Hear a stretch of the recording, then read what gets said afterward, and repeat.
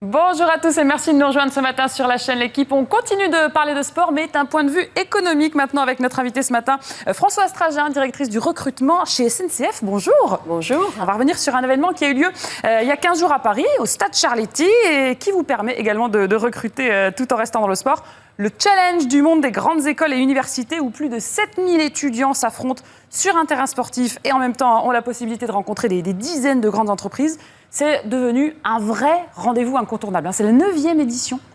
Oui. C'est dingue. Et vous, c'est la 2e fois que vous y étiez. Alors voilà, nous sommes des petits jeunes encore dans ce challenge, mais justement, on a tellement apprécié la première fois qu'on a voulu encore plus le travailler sur le mode recrutement, justement, parce que c'est un très bel événement qui donne une belle image du sport, mais aussi des entreprises.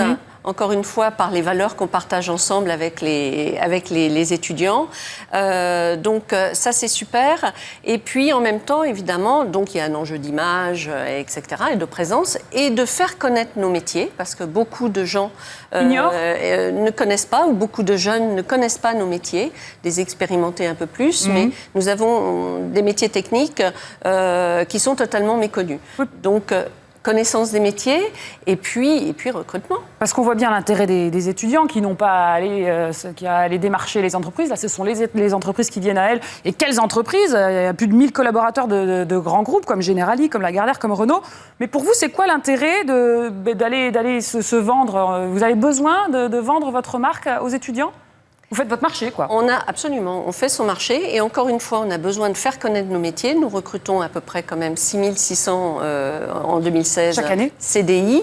Là, peut-être cette année un peu moins, mais toujours autant quand même. Et puis, sur les métiers techniques essentiellement. Et on a besoin de faire de faire connaître nos métiers.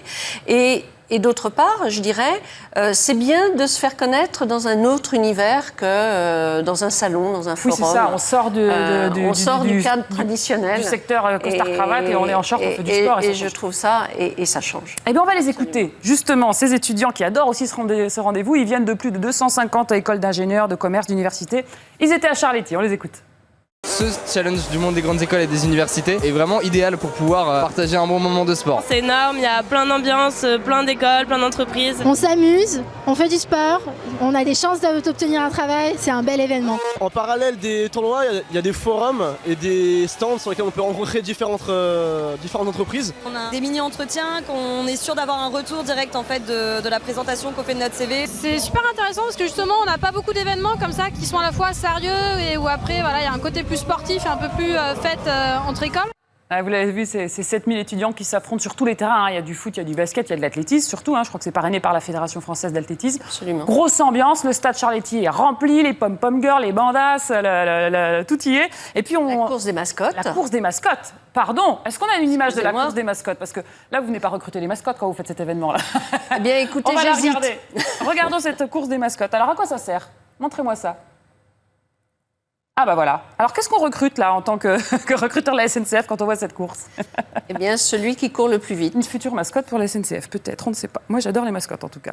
Comment est-ce que vous démarquez par rapport aux autres entreprises ? Parce qu'il faut aussi se vendre. Pourquoi tel étudiant va se diriger peut-être plus vers vous que chez le voisin ? Bien, déjà, je pense pour l'engagement qu'on demande et l'engagement qu'a SNCF, l'entreprise, aussi dans des projets d'envergure.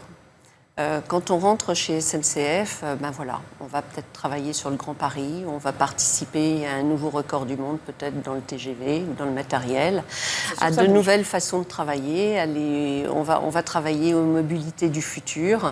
Donc, ce sont des projets d'envergure et d'utilité qui donnent un sens à son travail, puisque beaucoup d'utilité sociale. Et s'ils sont mauvais au sport dans leurs courses, vous les prenez quand même ? Ça compte ça ou c'est vraiment juste pour l'aspect Non. C'est symbolique, On les prend bien sûr. Parce que les recruteurs courent aussi, hein ?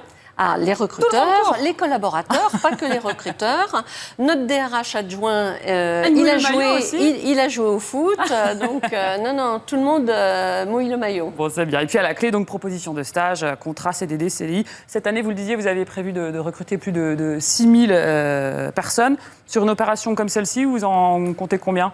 C'est difficile, là, c'est prématuré parce qu'encore une fois, cette opération est une opération marque employeur. Encore une fois, faire connaître ses métiers. Mais je dirais que là, je suis contente du travail que les équipes ont effectué parce qu'il y a à peu près une cinquantaine de personnes qu'on va déjà inviter à une journée d'évaluation. Et puis cerise sur le gâteau, à la fin de la journée, la course des légendes avec plusieurs stars de la piste. On va regarder les images qui affrontent des étudiants en relais. Alors on a Christine Aron, on a Muriel Urtis, Ladji Doucouré, Ronald Pognon et on s'aperçoit, vous allez voir, que les vieux ont encore de beaux restes parce qu'ils ne font pas une équipe... regardez, mais on va les voir en plein pot ces images quand même parce que là on a des stars de la piste et ils sont pas partagés dans les équipes d'étudiants, ils ont vraiment leur équipe à eux. Et là, c'est la folie. Ils battent évidemment tout le monde à plat de couture. Christine Aron, regardez-moi cette foulée. C'est un beau petit cadeau aussi. C'est la récompense pour la fin de journée pour tout le monde, quoi. Oui, parce qu'on a associé aussi dans nos collaborateurs, parce que c'est une belle opération interne aussi, je dirais, parce qu'on permet à des collaborateurs qui ont mouillé le maillot, qui ont couru et qui aiment l'athlétisme, et bien justement de partager ces moments avec des stars. Et puis il y avait aussi Stéphane Diagana, votre ambassadeur, ou encore Laura Flessel, évidemment notre ministre des Sports, un beau soutien de poids.